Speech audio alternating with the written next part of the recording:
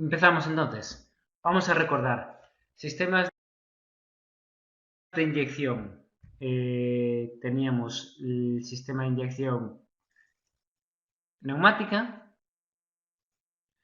Sistema de inyección neumática. Necesitamos un sistema de aire comprimido que nos arrastre el combustible. ¿Vale? Entonces, ese sistema de aire comprimido va a generar un aire a una determinada presión, va a arrastrar el combustible y lo va a introducir en la cámara de combustión. Tenemos que tener un sistema que tenga una presión mayor que la compresión que tenemos dentro de la cámara. Después tenemos un sistema mecánico que es, tenemos un conjunto de elementos mecánicos que nos van a impulsar el combustible dentro de la cámara de combustión.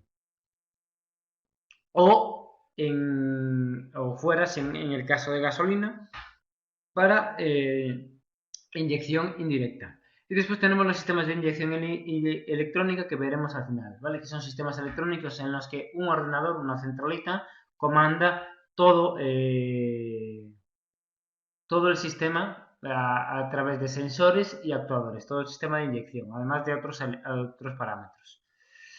Bien, sistema neumática. Necesitamos aire comprimido, tenemos un inyector de tobera abierta o cerrada. Tobera abierta era que al impulsar aire arrastrábamos el combustible y tobera cerrada pues llevaba una aguja, ¿vale? Y además tenemos una bomba de combustible de baja presión y un compresor. Ventajas. Conseguimos un buen pulverizado. ¿Por qué? Porque el aire favorece la formación de gotas muy pequeñas. Bombas de combustible sencillas. Podemos impulsar aire comprimido mediante una válvula neumática en cualquier momento. Y además tenemos buena refrigeración debido al aire soplado. Pero también tiene una serie de inconvenientes. Al mismo tiempo que refrigeramos el inyector con el aire comprimido, ese aire, al estar frío, refrigera la cámara de combustión, reduce la temperatura del aire que hay en la cámara de combustión.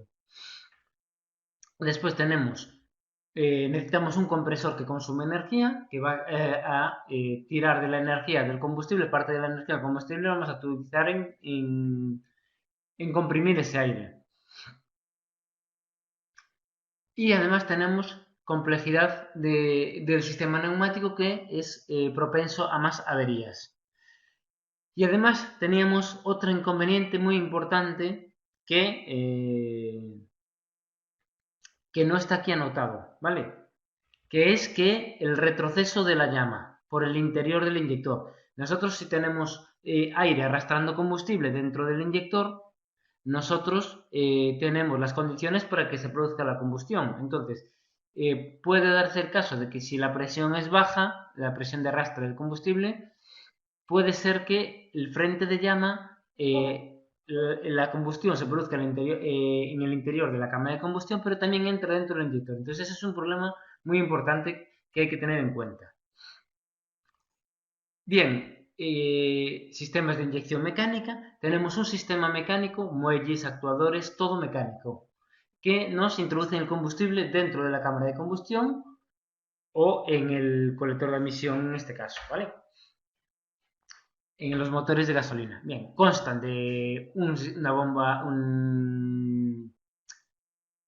se clasifica en inyección por monte e inyección por acumulación y tenemos los elementos principales, inyectores, bomba de alimentación, bomba de filtrado y bomba de combustible.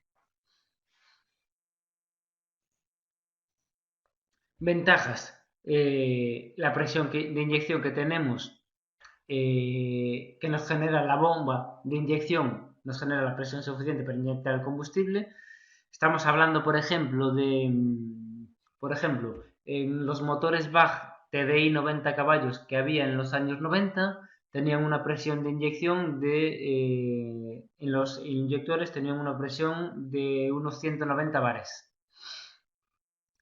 Los motores TDI 110 ya subían la presión a cerca de 300 bares, ¿vale? Para que se hagan una idea. Entonces, eliminamos el trastorno y retroceso al frente de llama que pueden provocar explosiones en el inyector. Inconvenientes. Tenemos altas presiones en el inyector, entonces necesitamos bombas que generen la presión suficiente e inyectores que tengan bombas e inyectores que aguanten esa presión, las bombas que soporten esa presión y que aporten esa presión y que tengan una suficiente calidad para aguantar el ciclo de vida. Necesitamos materiales de calidad y resistencia. Inconvenientes también, pues que podemos tener obstrucciones en el inyector al ser normalmente los orificios de las toberas muy pequeños y tenemos que tener, es muy importante, el sistema de filtrado del combustible y aparte también la coquización del combustible. Y además tenemos, lo normal era tener una bomba para todos los cilindros, pero también se puede dar el caso de tener una bomba para cada cilindro. Tenemos los sistemas de inyección bomba, de inyector bomba, los motores que utilizan inyector bomba, lo que llevan es un inyector para cada cilindro y en cada uno de esos inyectores tiene una bomba pequeña que es la que se encarga de aportar la presión de combustible. ¿Vale? Lo normal es tener una bomba que suministre combustible a todos los inyectores, pero también se puede dar caso de los motores con inyector bomba. Y después hay una variante más que son los motores con sistema de inyección Common Rail, que son sistemas electrónicos que veremos a continuación. ¿Vale? Al tener altas temperaturas en los inyectores por la presión también suele necesitarse refrigeración. Entonces en la culata también tenemos que diseñarla para que aporte una refrigeración al inyector. ¿Vale? Los tres tipos de inyección. Normalmente estos tres tipos de inyección se utilizan en motores diésel. Por el sistema neumático no se utilizan motores de gasolina, ¿vale? No sé, es muy poco habitual. Hay muy pocos, los motores automóviles no utilizan sistemas neumáticos, ninguno, y los de barcos tampoco suelen utilizar sistemas neumáticos en los motores de gasolina, ¿vale? Hay para embarcaciones de recreo.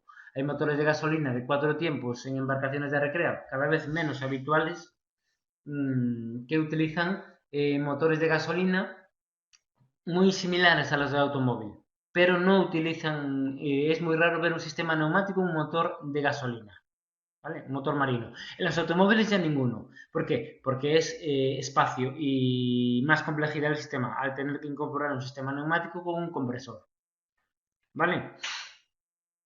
Respondida la pregunta, Corral. Bien, inyección mecánica. Necesitamos una bomba, un depósito, una bomba de alimentación, una bomba de filtrado y una bomba de inyección o bomba de combustible, ¿vale?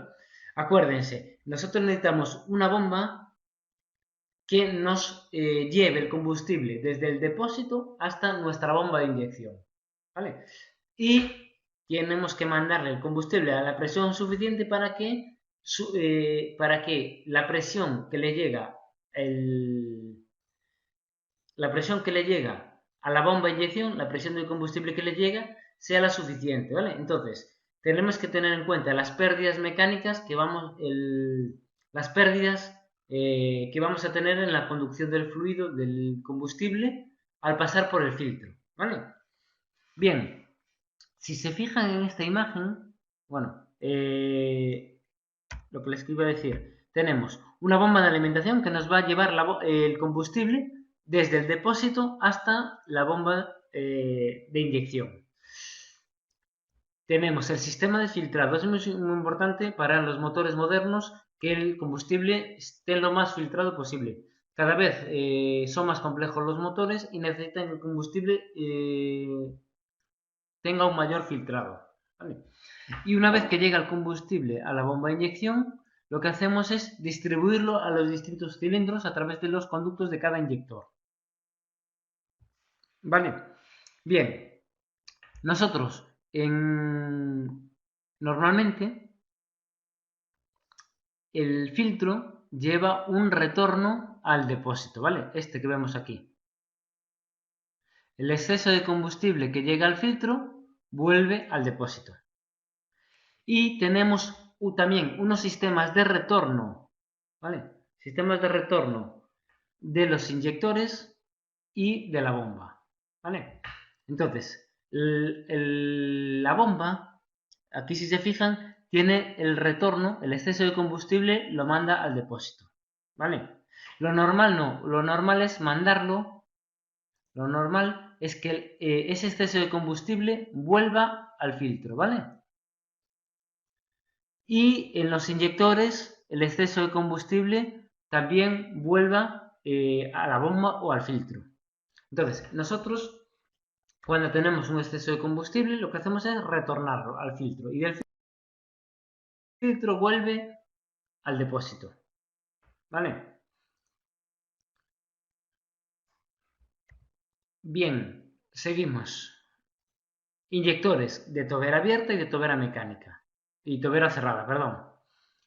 El inyector de tobera abierta, no hay aguja inyectora. Simplemente tenemos un circuito abierto en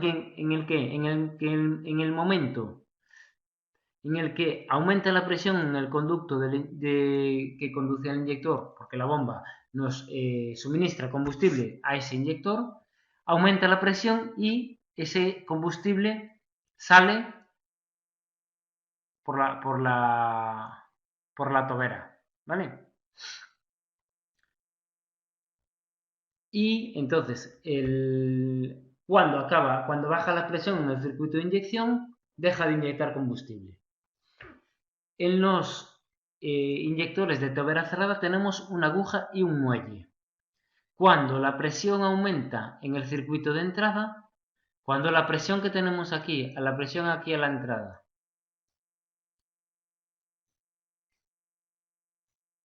cuando la presión que tenemos aquí a la entrada vence la del muelle, vence esta del muelle, empieza a salir combustible, se retira la aguja y sale el combustible por la tobera del inyector. Va bajando la presión, se va consumiendo el combustible, va bajando la presión en el conducto hasta que, si se fijan, el combustible entra por aquí y sigue esta trayectoria, ¿vale? Cuando llega aquí, aumenta la presión, lo que hace es empujar la aguja hacia arriba. Y al empujar la aguja sale el combustible, ¿vale? Empuja la aguja hacia arriba y sale el combustible por los orificios. Cuando la presión en el conducto baja por debajo de la presión de entrada del inyector, la presión del muelle es mayor que la que hay en el conducto y se cierra la aguja. ¿Comprendido la diferencia entre uno y otro?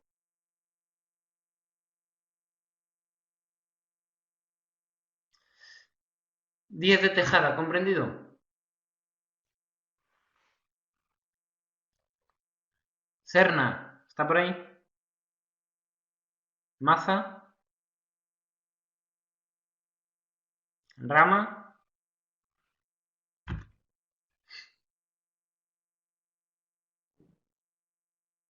¿Puede repetir el anterior? Vale. Nosotros tenemos un sistema de tobera abierta, ¿vale? Nosotros tenemos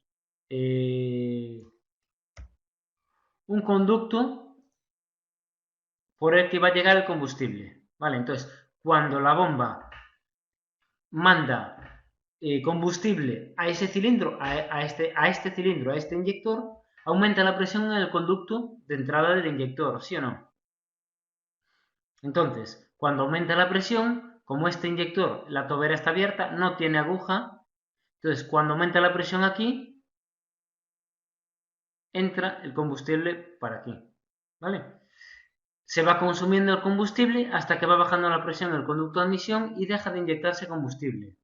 ¿Por qué? Porque la presión del combustible se iguala a la de la cámara, al que tenemos en la cámara de combustión. Entonces deja de inyectarse combustible, ¿vale? En los de tobera cerrada tenemos una aguja. Cuando la presión en el circuito supera la del muelle del inyector, se abre la aguja, se desplaza la aguja y sale el combustible. Entonces ese combustible se va consumiendo, va bajando la presión en el conducto del inyector, de entrada del inyector, hasta que la presión del muelle supera la del fluido en el conducto. Entonces, se cierra la aguja y se cierra el inyector. Digamos que como un atmosférico. Eh, no sé a qué se refiere con atmosférico, no entiendo. Nosotros tenemos una bomba y sale para cada uno de los cilindros. Entonces, la bomba va suministrando combustible al cilindro que le corresponde para la inyección. Entonces, cuando le toca al cilindro de nuestro inyector, aumenta la presión en este conducto, ¿no? Entonces, cuando aumenta la presión en este conducto, va subiendo la presión del fluido y cuando la presión supera a la que tenemos aquí en la cámara de combustión, inyectamos combustible. Entonces, el pistón ya estamos inyectando el combustible, el pistón pasa del punto muerto superior y empieza a bajar otra vez. Entonces, ya tenemos la cámara de la combustión en la cámara, se han generado los gases, tenemos una presión y esa presión ya empieza a bajar. ¿Vale? Estamos en el ciclo, si se acuerdan, el ciclo era algo de este estilo. ¿Vale? Entonces empieza a bajar la presión hasta que llega un momento en que esta presión, la presión la bomba suministra una cantidad fija de combustible. Entonces llega un momento en que ese combustible se va consumiendo y deja de haber una presión mayor que la que tenemos en el interior del cilindro. Vale. Bien, seguimos entonces. Inyector de tobera cerrada. Inyectores, el tipo de pulverización, pues tenemos de agujero o de espiga. Simplemente en el agujero, pues tenemos unos orificios. Los inyectores de agujero son orificios, ¿vale? Tenemos una tobera, en este caso tenemos esta tobera, y tenemos unos orificios. ¿Vale? Y por aquí sale el combustible. Por los orificios sale el combustible. Lo pulverizamos. Bien, en los de espiga tienen dimensiones más pequeñas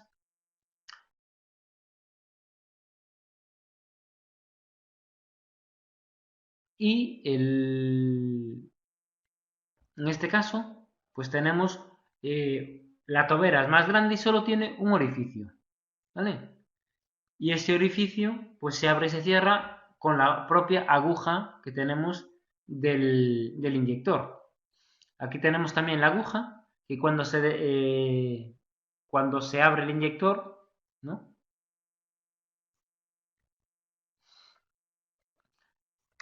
Aquí tenemos la aguja y cuando se desplaza la aguja hacia arriba, sale el combustible, ¿vale? Aquí es lo mismo, cuando se desplaza esta aguja hacia arriba, cuando se desplaza este elemento, pues comienza a salir el combustible por el orificio, ¿vale? Son tipos de boquillas, de toberas que tenemos en los distintos tipos de inyectores. Bien, la bomba de alimentación. La bomba de alimentación, a pesar de que le estamos hablando del sistema de inyección mecánica, la vamos a necesitar también en un sistema neumático y en un sistema electrónico de inyección. Entonces, necesitamos llevar el combustible desde el depósito hasta la bomba de inyección. Estamos hablando del sistema mecánico que llevan bomba de inyección. Y tenemos que vencer las pérdidas de carga del sistema de filtrado. Suele estar adosada a la bomba de inyección, no siempre, ¿vale? No siempre. No siempre. En un automóvil, la bomba de alimentación está en el depósito de combustible. Puede ser de simple efecto o de doble efecto, lo que vimos ayer, pues si tiene un émbolo y solo empuja en una dirección de desplazamiento del émbolo, y de doble efecto si suministra combustible en las dos direcciones de desplazamiento del émbolo. ¿Qué más tenemos? Y necesita también un prefiltro de combustible. Suelen llevar en el depósito donde se aspira el combustible, suelen llevar un prefiltro que filtre las impurezas de mayor tamaño. ¿Qué más? Sistemas de filtrado. Aquí es donde nos quedamos ayer. Vale, necesitamos un sistema de filtrado que nos filtre el combustible para que va a llegar a nuestra bomba de inyección o nuestra bomba de alta presión que veremos a continuación. Entonces, retienen impurezas, tienen una serie de elementos filtrantes intercambiables, pueden ser de papel, pueden ser discos metálicos, fieltros en tubulares en estrella, y pueden ser normales, escalonados o de gemelos conmutables. Bien, ¿qué entienden por escalonados y qué entienden por gemelos conmutables?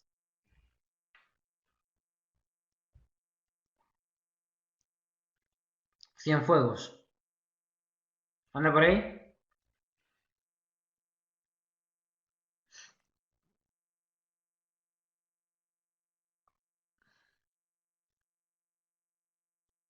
¿Qué entienden por escalonados y por conmutables? Gemelos conmutables.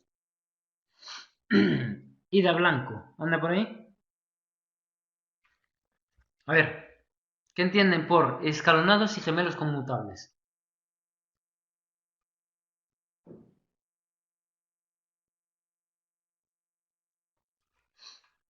Ida, Cienfuegos.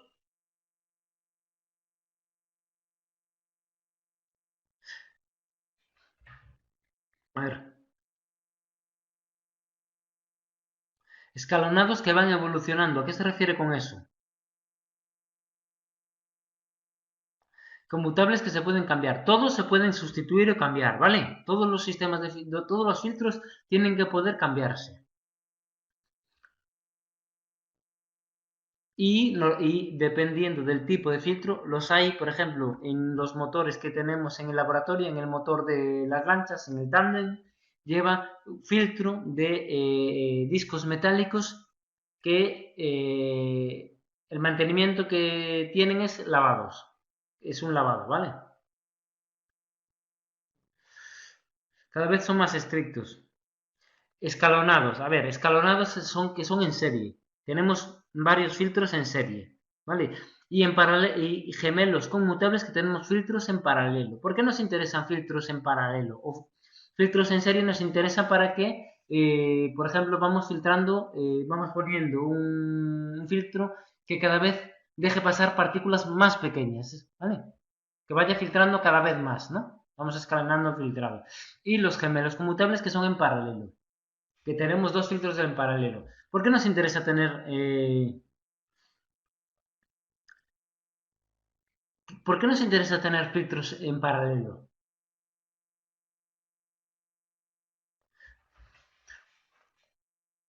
¿Por qué nos interesa tener filtros en paralelo? ¿Que funciona uno o funciona otro? Por si tenemos que hacer mantenimientos. ¿Y qué es más importante?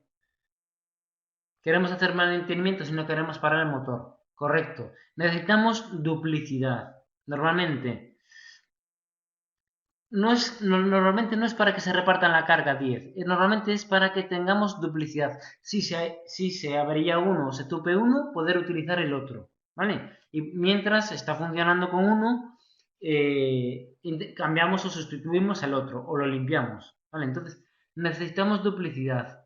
En los buques normalmente necesitamos duplicidad. ¿Por qué? Porque si falla un elemento, tenemos otro que nos permita seguir maniobrando. Igual que lo habitual es tener dos motores de propulsión, dos generadores, etcétera. ¿Por qué? Porque si falla uno, tenemos el otro para seguir navegando. ¿Vale? Bien, en este caso ven en el ejemplo que tenemos aquí, no sé si han visto alguna vez algún filtro de aire, que es un papel en forma de... es un fieltro en forma de acordeón. ¿Vale? Pues un filtro de aceite es algo similar y un filtro de combustible también es algo similar, ¿vale? Entonces, tenemos, pueden ser de fieltro o pueden ser también metálicos, ¿vale? Hay filtros metálicos. Bien, los de fieltro son muy similares a los filtros de aceite o a los filtros de combustible o los filtros de aire.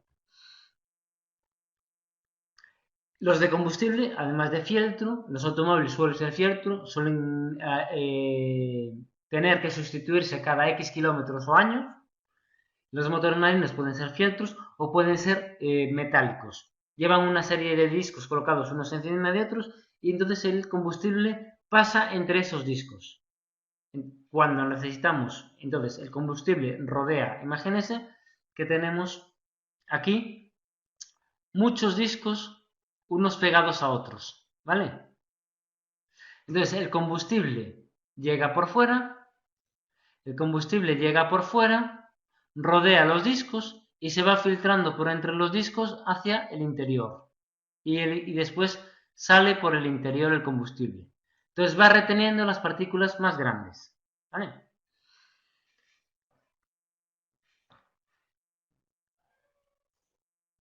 Y después vamos a pasar a las bombas de inyección. En los filtros, Carrillo, tenemos una entrada y una salida, ¿vale? Entonces puede entrar el combustible. Imagínense que tenemos esta forma que tiene nuestro sistema de filtrado. Y esta es la carcasa, ¿vale? Este es nuestro filtro.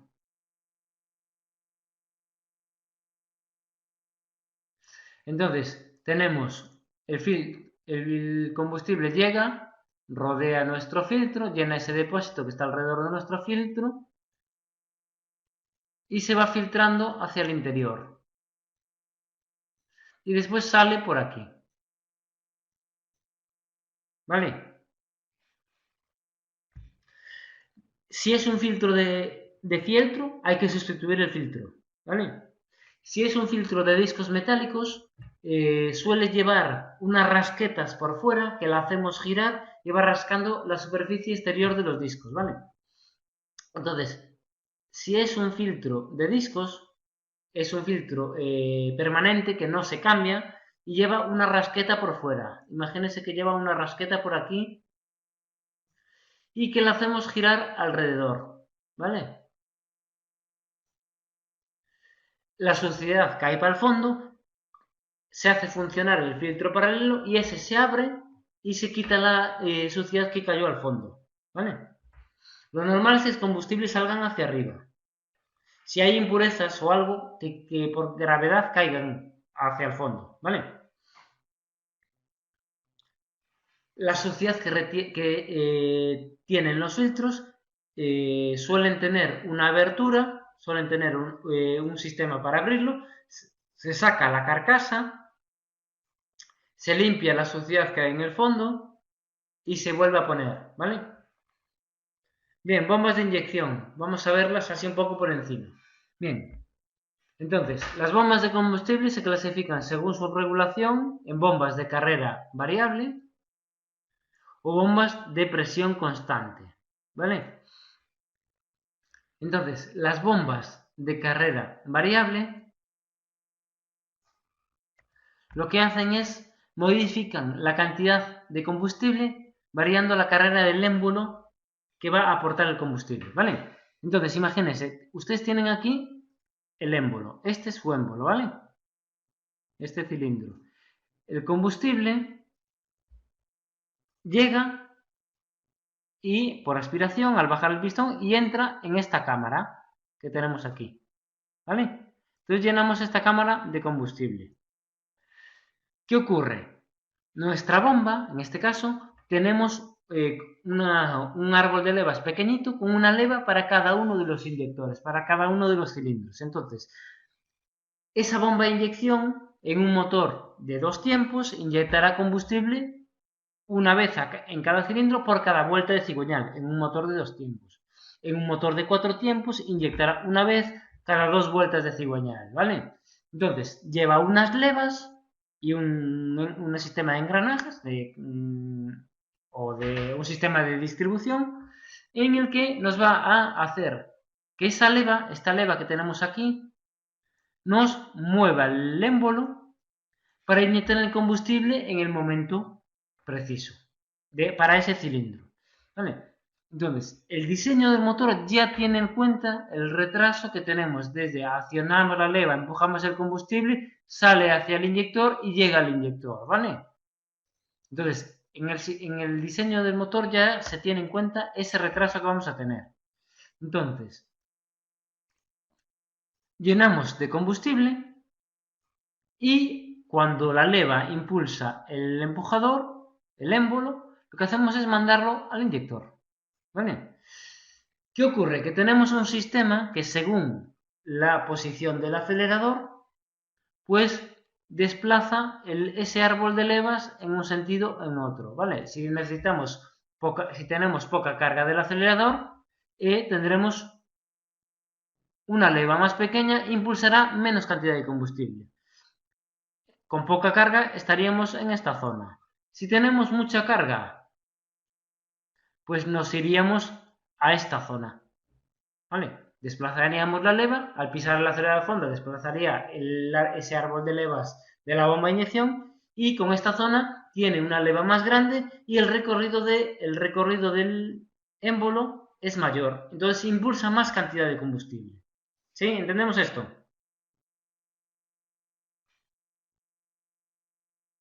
¿Vale?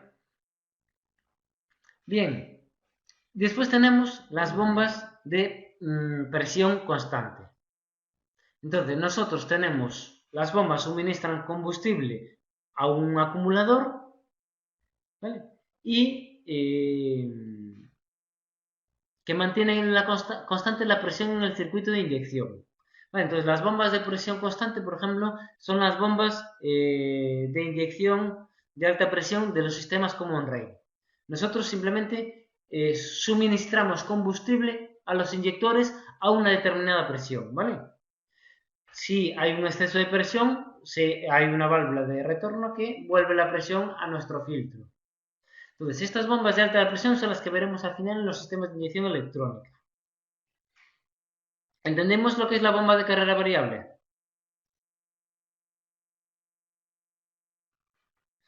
Bien. Entonces, aquí teníamos clasificación según la regulación, tenemos de carrera variable o de presión, perdón, de carrera variable, presión constante, y después tenemos de carrera constante, ¿vale?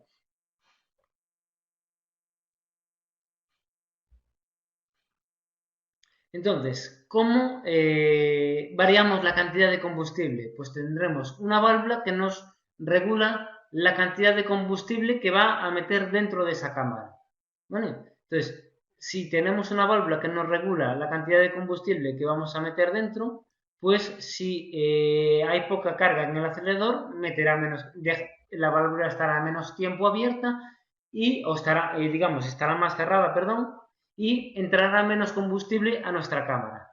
Y si tenemos más carga del acelerador, pues la válvula abrirá más y permitirá pasar más cantidad de combustible a la cámara. Entonces el desplazamiento del émbolo va a ser la misma, la carrera que va a tener el émbolo va a ser la misma, pero como aquí dependerá de la cantidad de combustible que le permita pasar la válvula, ¿vale? Entonces tenemos una válvula que nos va a regular la cantidad de combustible que nos va a llegar a esta cámara, ¿vale? ¿Entendemos eso? Bien, bomba de combustible alternativa de carrera constante. Entonces tenemos una cremallera de regulación para una mayor o menor cantidad de combustible. La impulsión comienza cuando se tapa la cámara de aspiración y finaliza cuando en la ranura helicoidal pone en comunicación la cámara de aspiración con la de presión. ¿Vale?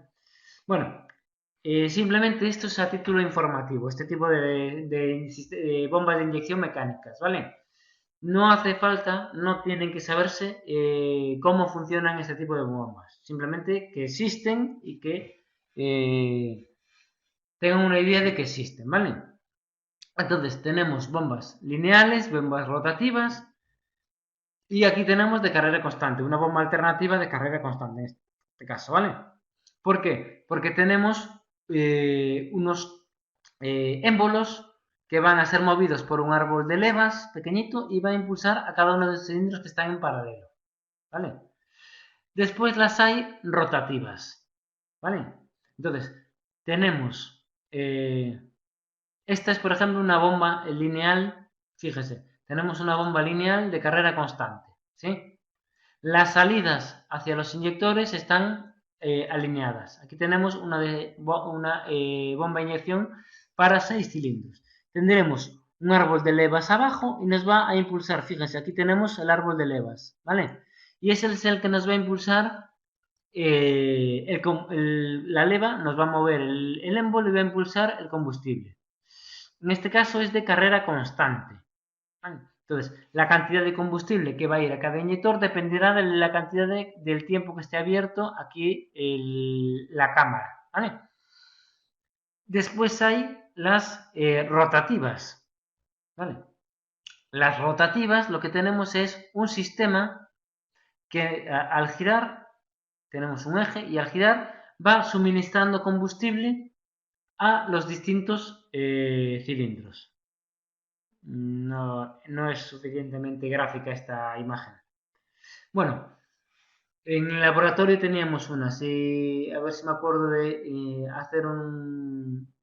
mandarle alguna imagen o algún enlace para que vean una bomba de inyección lineal y una bomba de inyección rotativa. Bueno, ustedes imagínense que tienen, si lo vemos por este lado, por aquí, ¿vale? Tenemos las 4 salidas para un motor, por ejemplo, de 4 cilindros, ¿vale? Entonces, tenemos que vamos a tener un elemento girando en aquí, ¿vale? Entonces, los va a ir suministrando combustible, por ejemplo, nuestro orden de encendido, ¿cuál es? 1, 3, 4, 2. Imagínense que tenemos un 4 cilindros que es 1, 3, 4, 2. Entonces, va a ir girando. Primero mandará al 1, después esta salida irá al 3, esta salida irá al 4 y esta salida irá al 2. ¿Vale? Entonces, tiene un sistema en el que va a ir desplazando el émbolo de la salida correspondiente al inyector que le toca inyectar en ese momento. ¿Vale? Recuerden, en un motor de 4 tiempos, el giro va a ser la mitad de velocidad que la del giro del cigüeñal. ¿Vale? Tania, ¿entendido? Cuartero,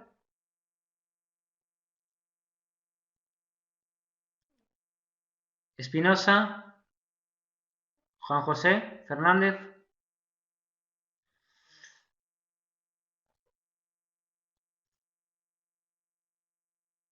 Bresca. Bien, se me van ocurriendo nombres. Sánchez González del Tánago, ¿entendido?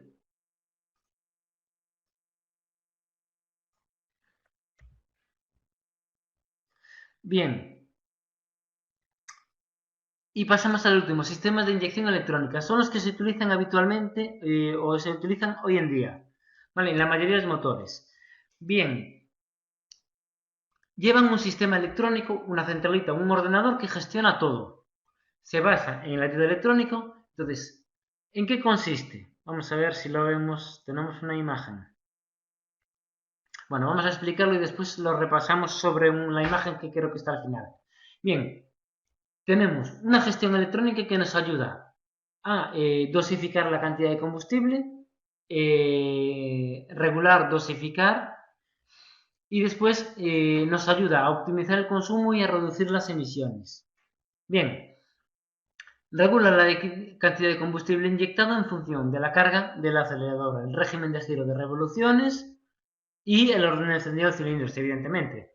Consta de sensores, actuadores y una unidad de control electrónica, la ECU, ¿vale? Electronic Control Unit. La ECU es el ordenador principal de un automóvil, independientemente del resto de centralitas electrónicas que tenga en el motor. ¿Vale? El ordenador principal es la ECU. Bien, utilizamos un sistema de inyección Common Rail. ¿En qué consiste un sistema de inyección Common Rail? Bueno, lo explico ahora.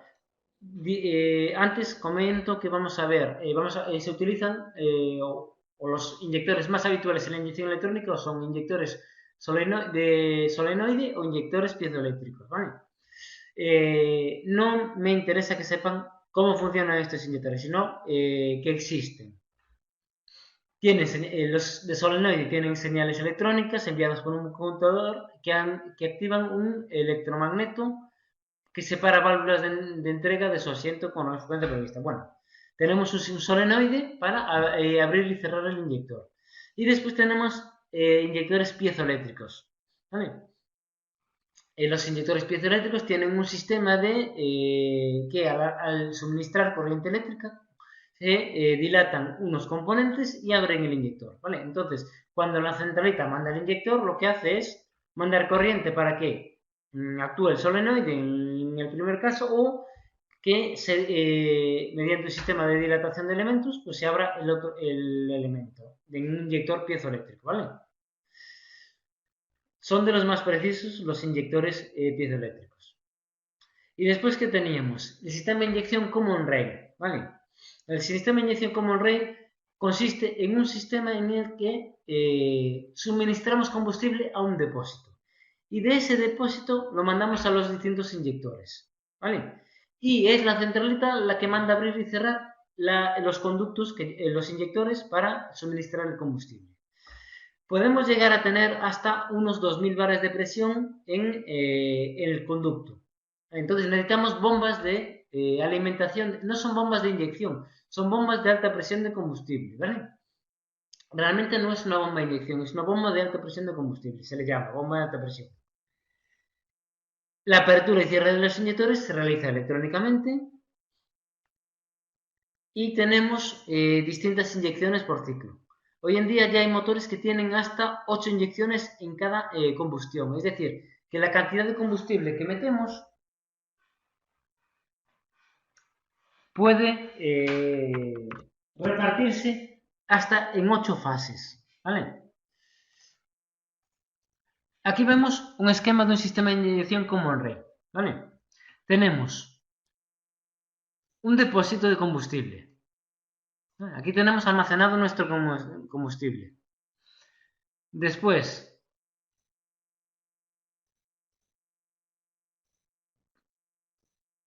tenemos una bomba de alimentación de combustible. Hoy en día las bombas, por ejemplo, en los automóviles ya llevan el sistema de filtrado, ¿vale? Entonces llevan un sistema de filtrado con la bomba y el aforador hoy en día. El aforador es el que nos indica el nivel de combustible que queda en el depósito. Entonces, hoy en día ya suele ser un conjunto la bomba de alimentación, un prefiltro en el tanque y el aforador, ¿vale?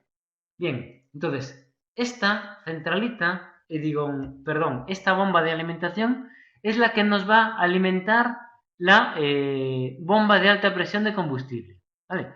Esta bomba suministra el combustible a esta bomba, ¿vale? Tenemos un elemento que nos va a regular la presión que va a llegar a la entrada de la presión, a la entrada de la bomba de alta presión, ¿vale? Bien, entonces tenemos bomba de alimentación aquí, ¿vale? Después tenemos la bomba de alta presión aquí. Y esta bomba de alta presión lo que hace es suministrar combustible a una presión concreta, 1600 bares, 1800 o 2000, los que sean, al depósito, ¿vale? Tenemos un depósito en el que almacenamos el combustible. Y este depósito está comunicado con cada uno de los inyectores, ¿sí? ¿Cómo hacemos para inyectar el combustible? ¿Cuándo lo inyectamos? ¿Qué cantidad inyectamos? Entonces, ¿quién manda todo eso? La centralita, el ordenador del motor. Entonces, este ordenador manda abrir al inyector correspondiente las veces que sean necesarias, ¿vale? Manda una señal al inyector o las señales necesarias para pues, hacer una inyección e inyectamos tal cantidad de combustible en una sola vez. Esa cantidad de combustible inyectamos en 3 o 4 inyecciones dentro de la misma combustión o hasta 8 incluido. Entonces, por ejemplo, existen preinyección de combustible al comienzo para precalentar la cámara de combustión una inyección al final, o una parte de la inyección al final de la combustión para conseguir reducir las emisiones, etcétera, ¿vale? Entonces, lo que hacemos es, esa cantidad de combustible que dependerá de la carga del acelerador, de las revoluciones del motor, etcétera, esa cantidad de combustible, la centralita lo que hace es gestionarlo. Entonces, en vez de inyectarlo todo de golpe, lo que hace es inyectarlo en varias fases, en varias partes, ¿vale? Bien, entendemos.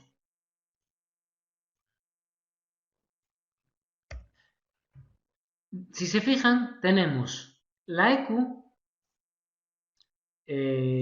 la EQ controla mediante un sensor de presión la presión que le llega a la bomba de alta presión.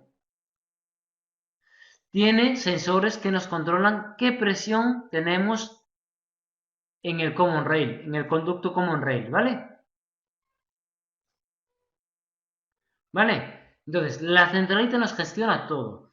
¿Cómo sabe qué cantidad de combustible inyectar? Bueno, pues tiene sensores para saber a qué revoluciones está girando el cigüeñal. Tiene un sensor de giro del cigüeñal. Gestiona también la información que le llega del caudalímetro, ¿vale? De la cantidad de aire que le está entrando al motor, en función de la temperatura y de la presión atmosférica, ¿vale? Para la combustión necesitamos aire y necesitamos combustible.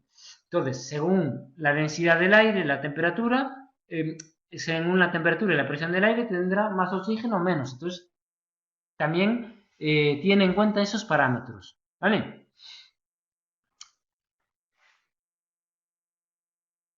Aquí, en este elemento, nos falta un sistema de filtrado, ¿vale? En este esquema no está representado el sistema de filtrado, ¿vale? Entonces, tendríamos que tener un filtro entre la bomba de alimentación de combustible y, por ejemplo, aquí, un sistema de filtrado aquí, el filtro del combustible. Necesitamos filtrar el combustible que llega a la bomba de alta presión. Las bombas de alta presión son muy costosas, muy caras, ¿vale?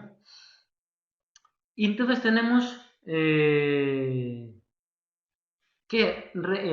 tener en cuenta los parámetros de las revoluciones del motor. También tenemos que tener en cuenta la carga del acelerador. Hoy en día los aceleradores son electrónicos también, ¿vale?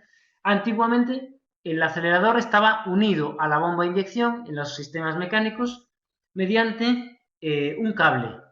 Entonces, imagínense el cable del freno de una bicicleta. Pues entonces, al pisar el acelerador, lo que hacíamos era actuar sobre la bomba de inyección. Aquí no sé si había algún ejemplo de el regulador, ¿vale? Aquí tenemos, fíjense, en esta zona, aquí tenemos a donde llegaba el cable del acelerador. Entonces, jugábamos con el cable al pisar el acelerador, digamos, tirábamos del cable y hacía que inyectase más combustible, ¿vale? Entonces, en función del sensor de giro del cigüeñal, de la carga del acelerador, de la posición del acelerador, pues también mandará inyectar más combustible o menos. Es decir, estará más tiempo abierto el inyector o estará menos, ¿vale? Aquí, como tenemos el combustible, llega al inyector, a la entrada del inyector, a la presión que tenemos en el common rail, según el diseño del motor, según el motor, ¿vale? Cada fabricante pues trabaja una presión. Hoy en día ya se superan los 2000 bares de presión. Y después la centralita, la EQ, lo que hace es actuar y abriendo y cerrando el inyector, ¿vale? Cuanto más tiempo esté abierto, más combustible inyecta, ¿vale? ¿Y qué más nos quedaba?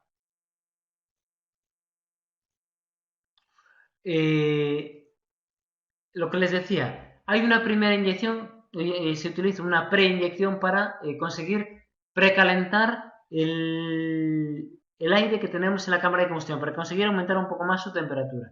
Y después, al final de todo, suele haber una post-inyección, una inyección pequeñita al final de todo, que es para reducir la formación de óxidos de nitrógeno, ¿vale? De NOx. ¿Vale? Entonces tenemos distintas fases de inyección del combustible. Bien,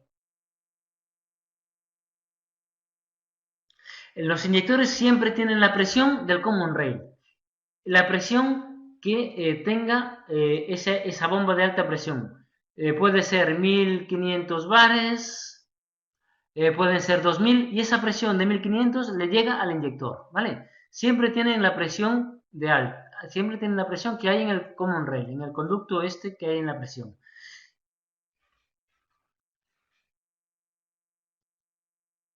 La bomba lo que hace, la bomba de alta presión, esta bomba,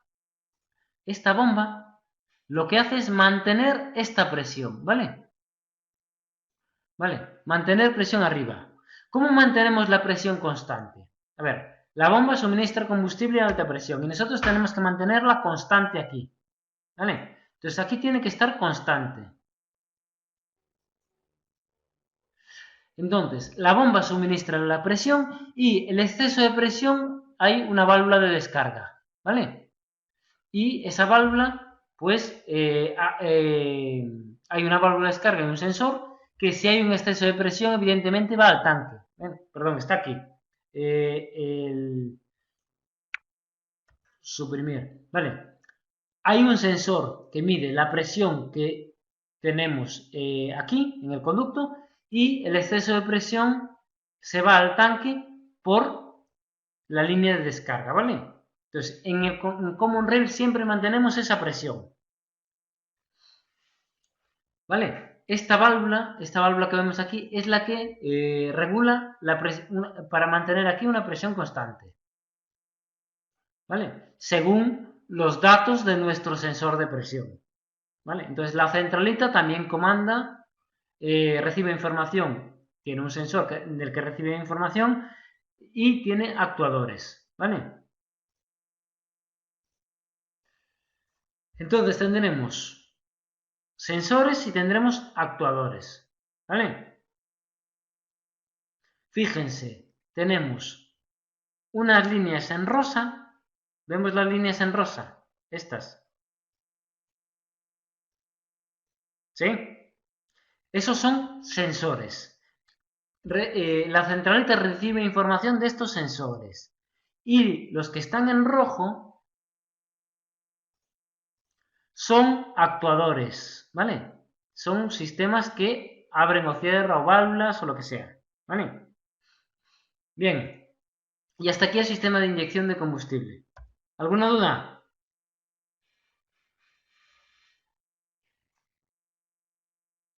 ¿Alguna duda sobre esto?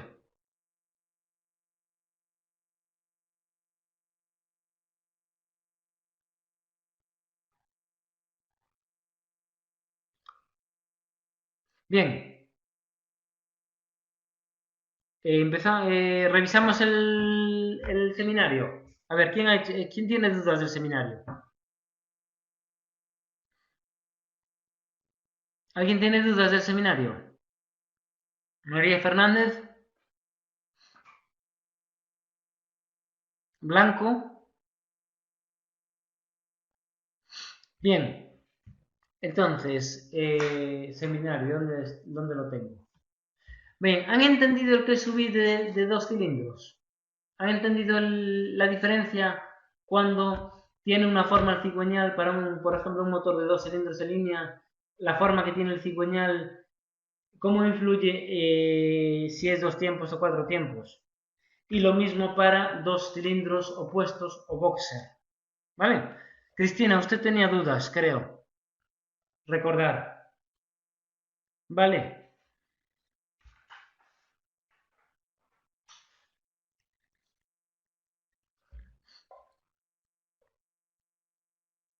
Bien, entonces, ¿a quién le puedo preguntar? Navarro. Motor, en el seminario, motor de 4 cilindros en línea, 2 tiempos. Navarro. ¿Cómo, ¿Cómo se distribuye el encendido?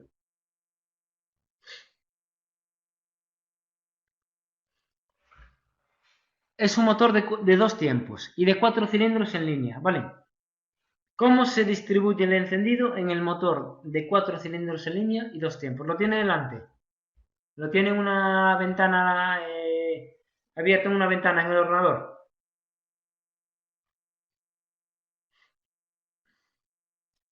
Pachón, ¿cómo se producen las combustiones en ese motor? ¿Cuál es el ángulo de encendido teórico y cuál es el ángulo de encendido real?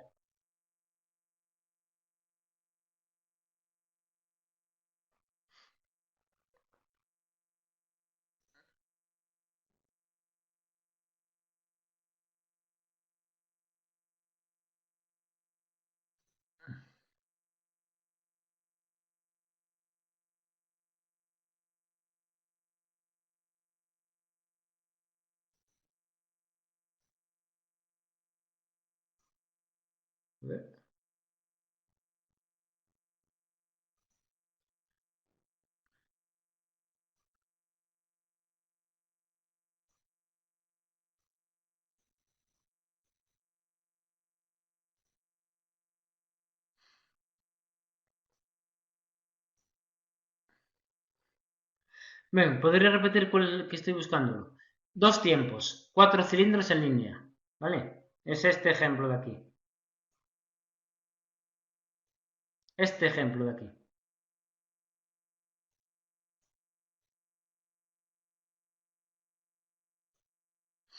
¿Vale?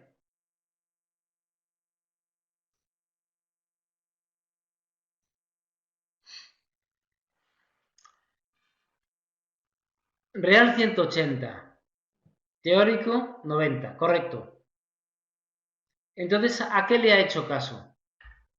¿Al dibujo o al orden de encendido que había arriba? Navarro. Al real del dibujo. Navarro, ¿el orden de encendido está bien?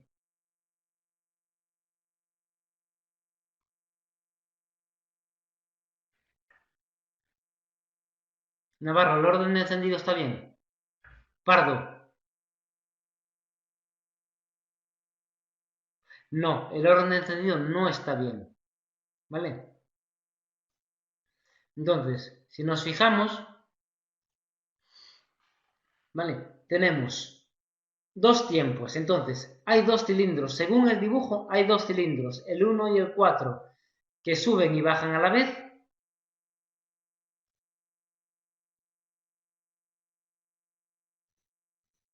¿Se ve la imagen que estoy poniendo?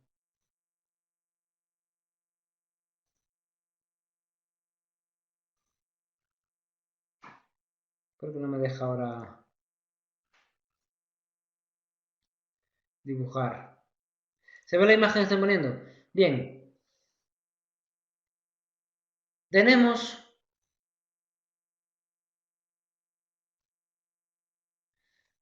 Bueno,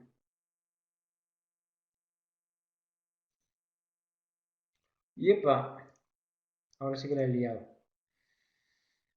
Cuatro soluciones, aceptamos. ¿Vale? Vale.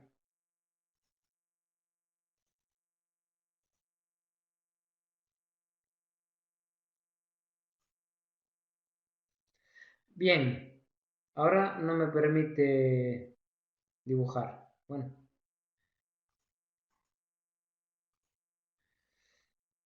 bien. Bueno, pues no dibujo. Lo explico directamente, ¿vale? Tenemos el 1 y el 4 suben a la vez. Y el 2 y el 3 también a la vez. Entonces, no podemos tener un ángulo de encendido de 90 grados. El real, al ser un motor de dos tiempos, los dos que suben a la vez llegarán al punto muerto superior a la vez y tendrán la combustión a la vez. ¿Por qué? Tienen una combustión, cada cilindro tiene una combustión en cada vuelta de cigüeñal. Y entonces, el 1 y el 4 tendrán la combustión en 0 grados, mientras que el 2 y el 3 tendrán la combustión desfasada a 180 grados, ¿vale? Porque por este dibujo tenemos un cigüeñal plano, ¿vale? ¿Entendido?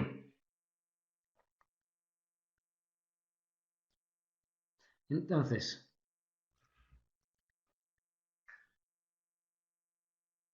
¿Qué más tenemos aquí? Motores de dos tiempos. Motores de dos cilindros para dos tiempos y cuatro tiempos. ¿Vemos la diferencia entre uno y otro? Vale, entonces, este diseño, el de dos cilindros en línea, el primer ejercicio, ¿vale? Con el diseño de dos cilindros en línea y la muñequilla compartida para los dos cilindros. ¿Para qué es mejor ese diseño de cigüeñal? ¿Para dos tiempos o cuatro tiempos?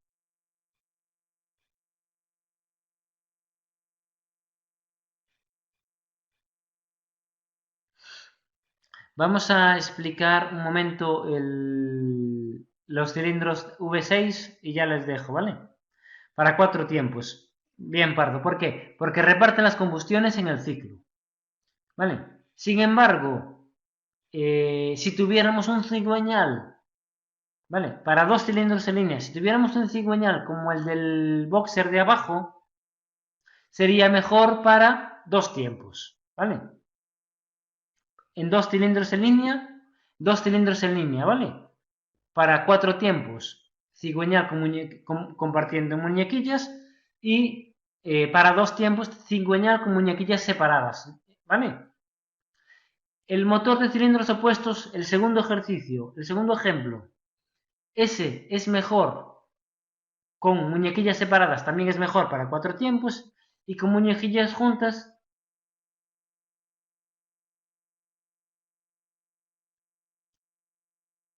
eh,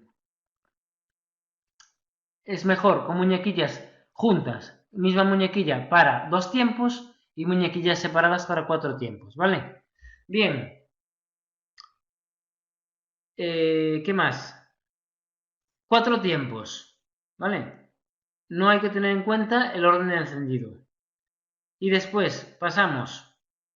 Motores V6. ¿Se han fijado en los motores V6? ¿Lo han intentado hacer? Bien, en V6 tenemos aquí dos ejemplos, V6 y V8, ¿vale? El V8 lo normal ya es tener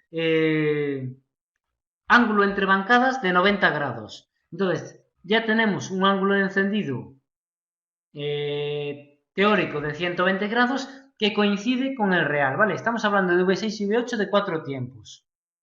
Entonces, tenemos un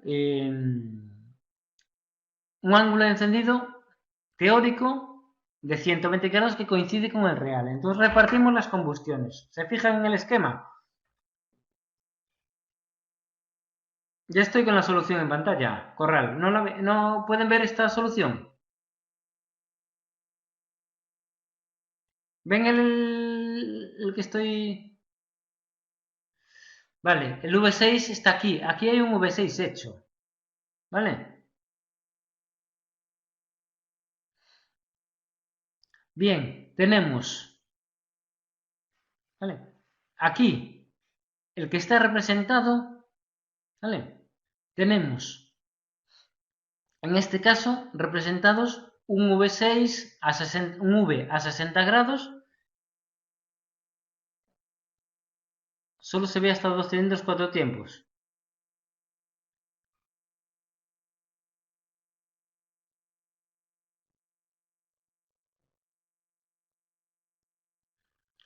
No se ve...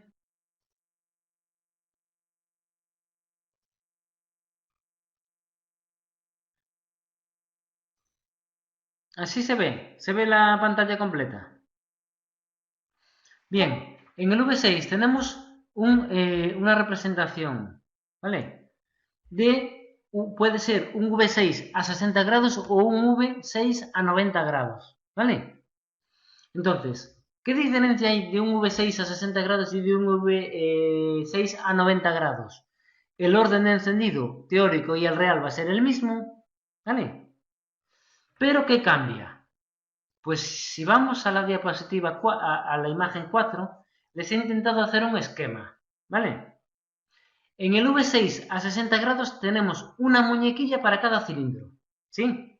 Y están desfasadas según tenemos en esta, vemos la tabla de V6 a 60, ¿vale? Vemos pues según la numeración del bloque, según vemos la numeración del bloque, vale, estamos en la parte derecha de la tabla, ¿vale? ¿Sí? Y vemos, debajo de V6 a 60 grados tenemos las combustiones, están desfasadas 120 grados, tenemos un cigüeñal que tiene 6 muñequillas, una para cada cilindro, ¿vale? Y vemos que, por ejemplo, en el dibujo que les he puesto aquí, he puesto en el lado izquierdo la numeración 1, 2, 3 para la bancada izquierda y 4, 5, 6 para la bancada derecha. Eso es lo más habitual, siguiendo la normativa, ¿vale? Pero esto no quita que hay fabricantes que utilizan otra numeración, y sobre todo los americanos, que utilizan el primer cilindro de la izquierda es el 1, el primer cilindro de la derecha es el 2, después tenemos el segundo de la izquierda es el 3, el segundo de la derecha es el 4, y después 5 y 6, ¿vale? Entonces, vemos, les he intentado poner para el orden de encendido 1, 4, 2, 5, 3, 6, cómo se vería de perfil el cigüeñal, ¿vale? ¿En qué posición estarían las muñequillas? ¿Sí? Vale, hay que tener en cuenta que, fíjense, aquí tenemos un orden de encendido, el primer cilindro es el 1 y después es el 4, ¿vale? Es una pena que no pueda dibujar. ¿Por qué no me deja dibujar? En V8 sería 728, serían 90 grados, perdón, sí. ¿Qué he puesto antes? Mal. No, está aquí 90. Serían 90, está mal aquí, ¿vale? Vale, hay un error. A ver si puedo llevar la flecha. Aquí encima de la flecha es 90. Ahí hay 90. Vemos. Hay un error ahí. ¿Pueden corregirlo? Vale.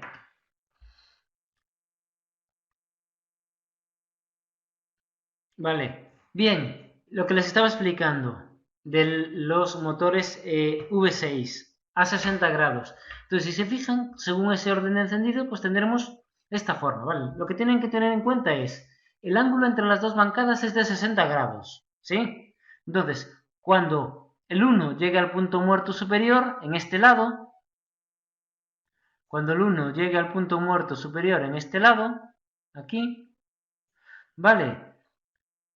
El pistón de 4 estará subiendo y le faltarán los 60 grados entre 1 y 4 de la muñequilla más los 60 grados que forman las dos bancadas. ¿Entendemos eso?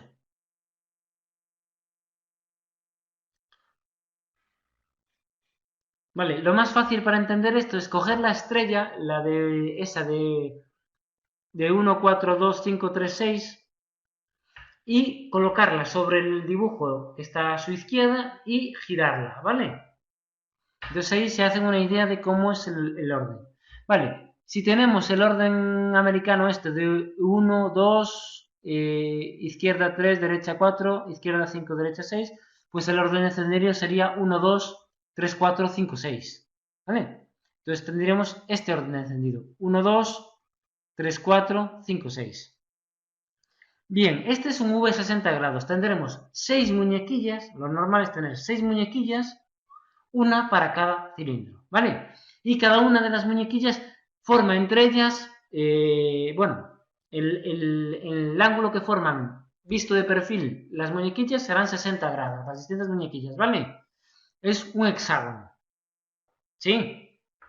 Bien, si se fijan ahora en el de la derecha, perdón, en el de la izquierda, es un V6 a 90 grados, las dos bancadas forman 90 grados, ¿vale? Entonces, podemos tener dos casos. El primer caso, que, por ejemplo, 1 y 4 tengan la misma muñequilla, 2 y 5 tengan la misma muñequilla y 3 y 6 tengan la misma muñequilla. Entonces, ¿qué va a ocurrir? Que las combustiones no van a estar desfasadas 120 grados entre cada uno de los cilindros, ¿vale? Sino que habrá combustiones espaciadas 90 grados y combustiones espaciadas 150 grados, ¿vale? Entonces, hay algunos motores que utilizan esta forma de cigüeñal. Es decir, tenemos, voy a ponerlo aquí, más grande aún. Me interesa que vean los dibujos, ¿vale? ¿Se fijan en el círculo rojo? Vale, ustedes imagínense que tenemos un motor que tiene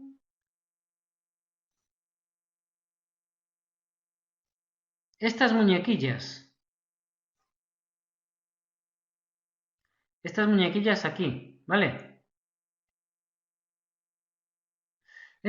Si se fijan, estas muñequillas forman entre ellas dos un ángulo de 30 grados. Este ángulo de 30 grados es para retrasar a aquellos que estaban, aquellos que había, cuando había dos cilindros que formaban 90 grados las combustiones, entonces este ángulo que hace es retrasarlas. A ver si me explico. Nosotros, cuando tenemos un cigüeñal en que tenemos una muñequilla para el cilindro 1 y 2, lo que tenemos es un ángulo entre bancadas de 90 grados, ¿sí o no? Entonces, la combustión de 2 se producirá 90 grados después de la de 1. ¿Entendemos esto? Sarasquete, Serna.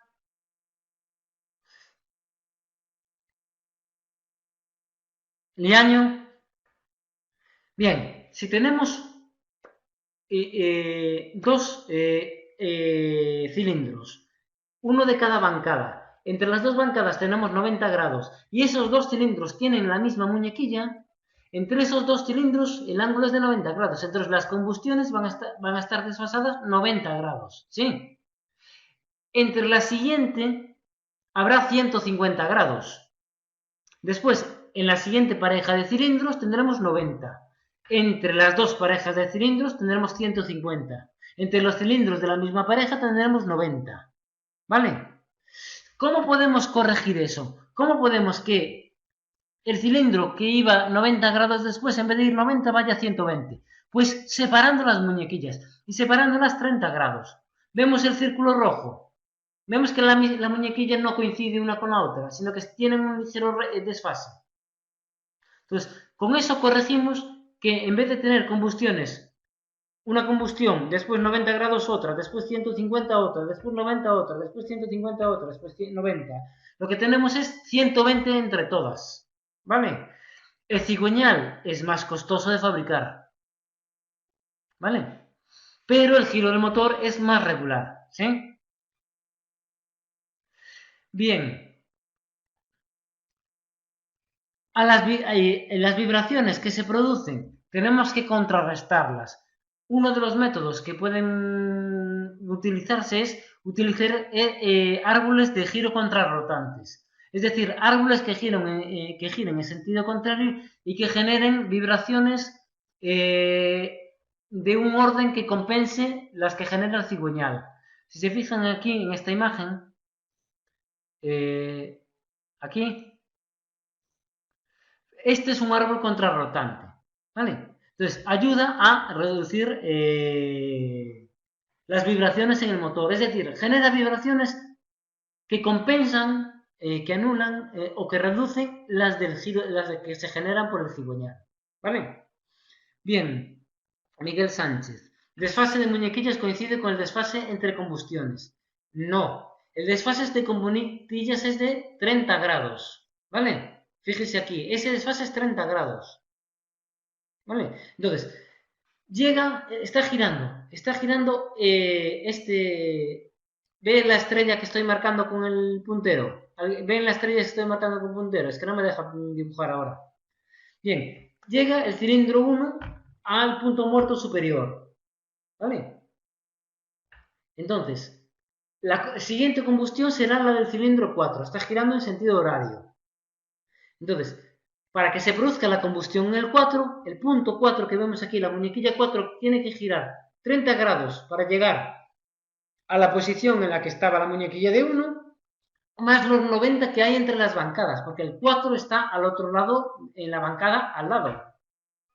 Vale, entonces estarían 30 más los 90. serían 120 grados.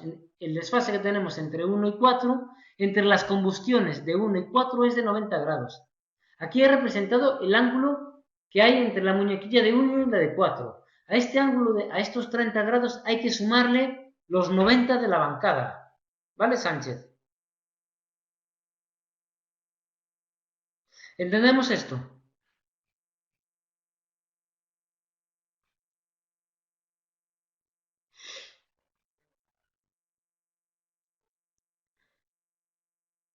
No entiende cómo saca el real, Pardo. Bien, el cuadro que he dibujado antes de 120 grados, ¿vale? Es para un motor a 90 grados, es este que marca la flecha, ¿vale? Con desfase de 30 grados. Es decir, como está el círculo rojo, con las muñequillas separadas 30 grados. Es decir, las combustiones son todas uniformes y entre ellas hay 120 grados de giro de cigüeñal, ¿vale? Bien, ese mismo cuadro que he dibujado con las combustiones, con el ángulo de encendido teórico real de 120 grados de la imagen anterior, coincide también con un V6 a 60 grados, ¿vale? A ver si reduzco y vemos. Bien, entonces, ese esquema, esta cruz, coincide, el esquema que hemos dibujado antes, 1, 4, 2, 5, 3, 6, coincide con este. Coincide con este. ¿Vale, Pardo? Bien, ¿qué ocurre? Si en vez de tener este cigüeñal, si en vez de tener este cigüeñal, si en vez de tener este cigüeñal con las muñequillas separadas 90 grados, perdón, 30 grados, tuviéramos un cigüeñal que cada par de cilindros tuviera la misma muñequilla, que no hubiese 30 grados en ellas, lo que tendríamos sería un diagrama en que del cilindro 1 al 4 había 90 grados, entre combustiones de 1 y 4 habría 90 grados, entre la del 4 y la del 2 habría 150, entre la del 2 y la del 5 habría 90, entre la del 5 y la del 3 habría 150 y entre la del 3 y la del 6 habría 90 grados. ¿Vale? ¿Vale, Pardo? ¿Alguien más no lo ha entendido? ¿Salinero? ¿Barroso?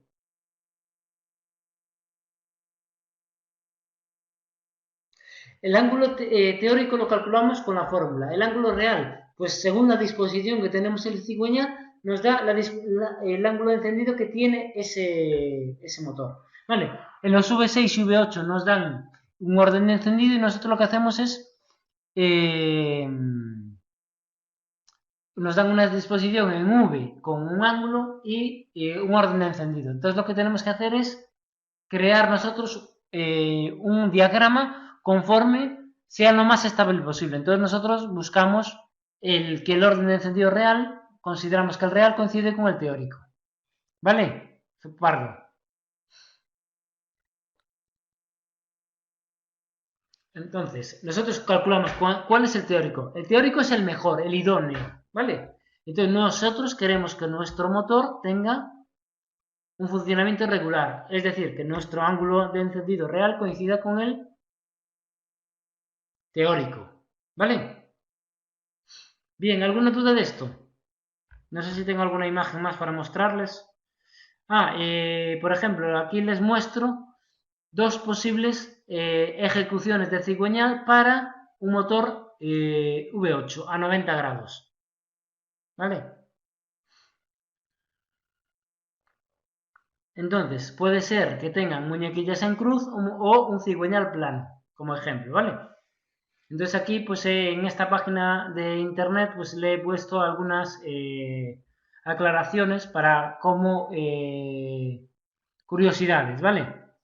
Si entran en la página verán comparar el motor V8 de un Ferrari con el de un Camaro, creo.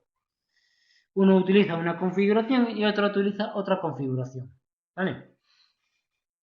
El cigüeñal plano, el de abajo, es más rígido para flexión y torsión, entonces permite alcanzar un mayor régimen de vueltas. Entonces, si alcanza más revoluciones, podemos sacar más potencia, ¿vale?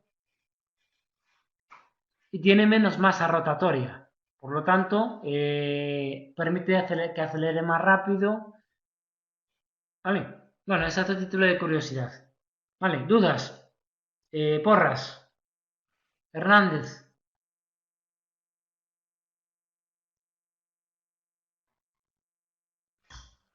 Gómez. Bien, le subiré esto que acabamos de ver ahora. ¿Vale? Y vamos a ver, creo que para la semana que viene ya no hay clase. ¿Les han dicho algo?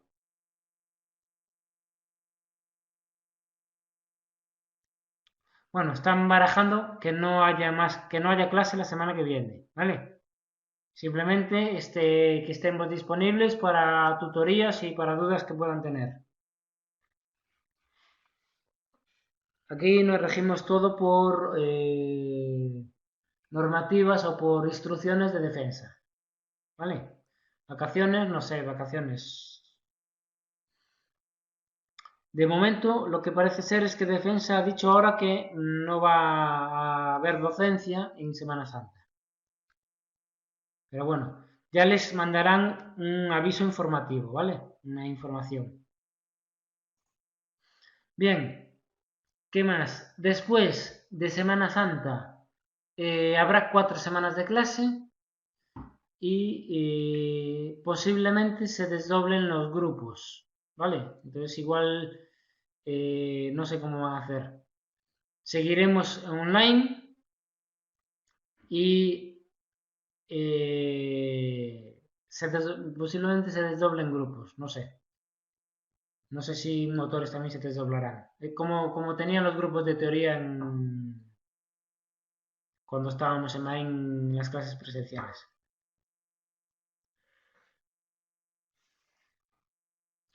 Poder hacer más ejercicios y problemas y cosas, ¿vale? Y que haya más interactividad. Esa es la finalidad de separar por grupos.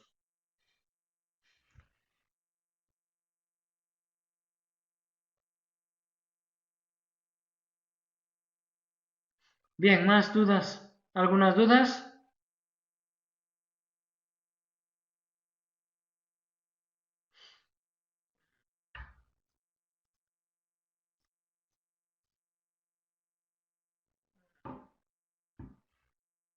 Del grupo 2 nos preguntamos al 5 y 6. No aguantemos el 5 y 6. Buah. No se ha exagerado, maza. Bien.